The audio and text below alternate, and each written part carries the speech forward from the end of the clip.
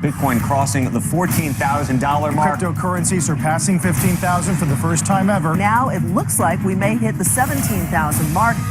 Bitcoin's price has been on a wild ride. 2017 alone saw massive gains, starting the year at under $1,000 and at its peak breaking $19,000. As Bitcoin's popularity surges and its price rises and falls, more and more people are asking the same question. How does Bitcoin, something that's essentially invisible and intangible, have value? That answer starts with basic economics. In econ, one easy way to think about value is like this. Something has value if it checks the following two boxes: scarcity and utility.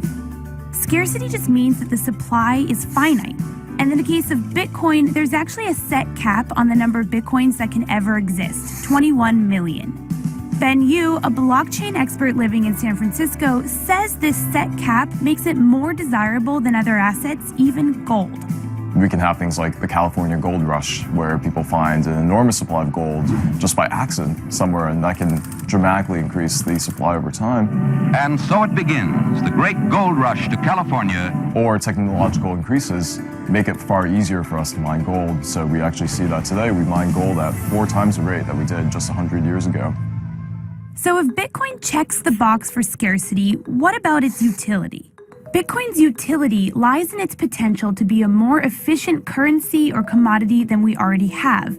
Proponents say it's useful for a number of reasons. First, Bitcoin's decentralized, meaning no bank, government, or single person has control over it. It can't be toppled by corruption at the top.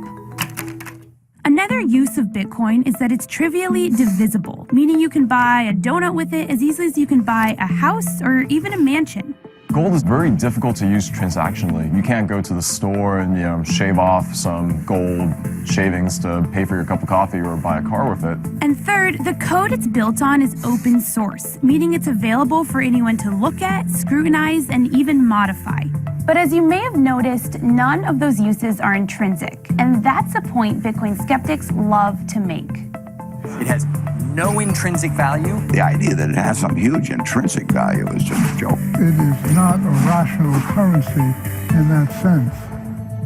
But here's the thing. Other assets and currencies that we trust, like gold and paper money, don't have that much intrinsic value either.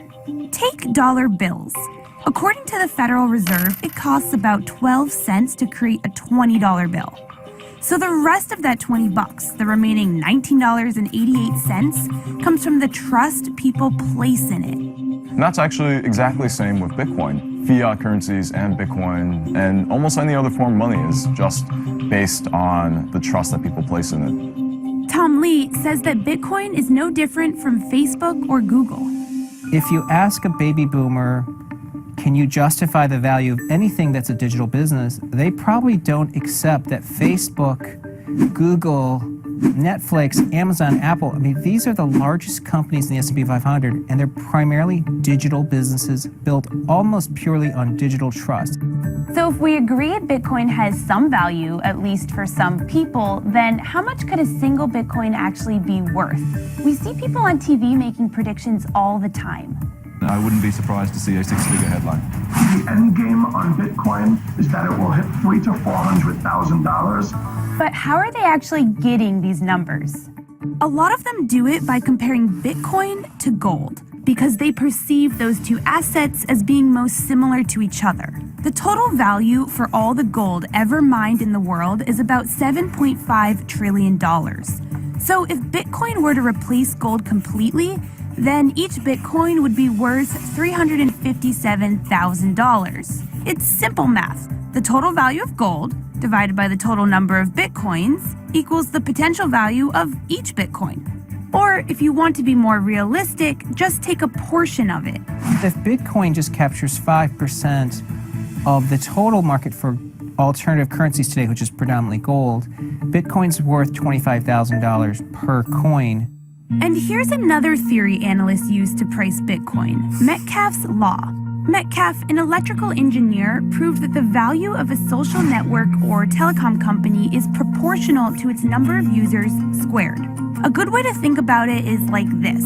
A single telephone is useless, but the value of telephones increases exponentially as others get phones. Metcalf's law holds for Facebook using 10 years of data, and Tom Lee says it holds for Bitcoin. Since 2013, 94% of the value of Bitcoin's been explained by just those two variables. Ultimately, Bitcoin's price will depend on the demand for it. If people believe in it and continue to buy it more than they sell it, then the price will rise. And conversely, if Bitcoin is sold more than it's bought, the price will fall. Many people think that Bitcoin is a bubble, and that's predicated on the concept that Bitcoin has no value. But there's reason to believe that that isn't true. By definition, Bitcoin is scarce, and the crypto may have utility as a superior way to store and exchange wealth.